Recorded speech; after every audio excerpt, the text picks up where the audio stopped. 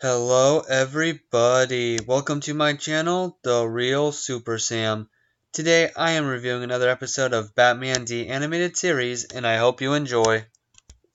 POV, in other words, point of view, which is the central topic about this episode. We start with Renee Montoya and a rookie on this beat cop racing towards a fire.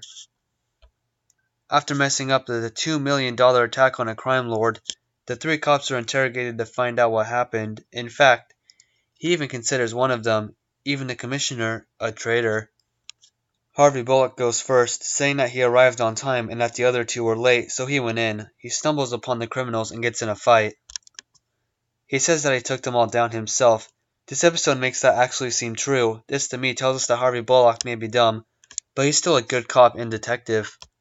He even says that he saved Batman. I love how we, as the audience, see this as normal Batman the Animated Series episode, but the cops explain it much differently.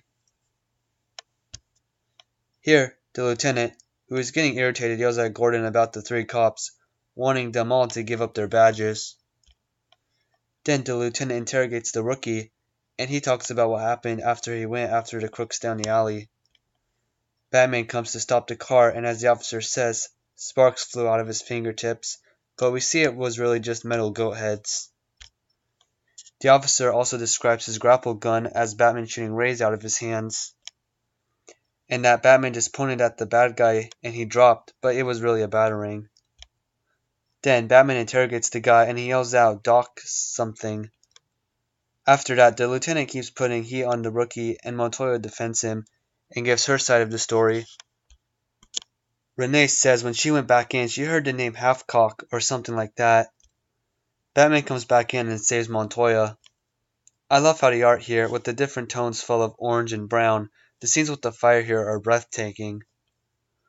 At the end, the lieutenant suspends everyone and makes them give in their badges and guns. It's a sad scene that affects the audience, as in that this is serious, the cops got fired, and the bad guys are still out there.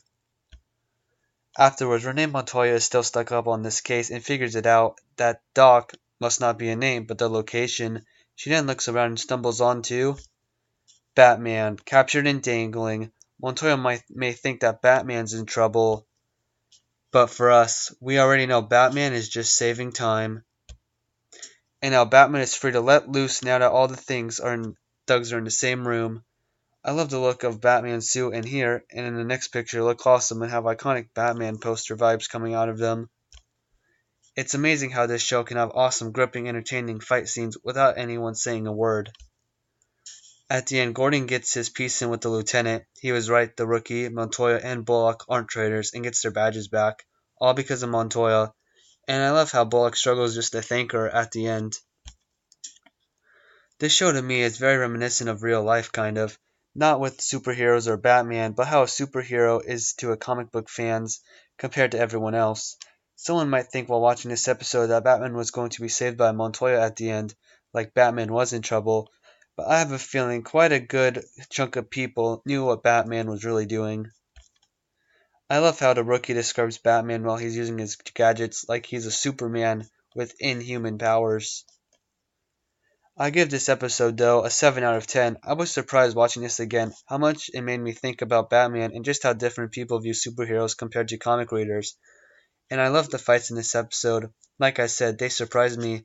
Before I only saw this episode once, I think it could have been better if Rupert Thorne or even Black Mask was behind this. But it could have been too distracting from this episode's point. Like always, please like, comment, and subscribe. Bye guys, and have a good day.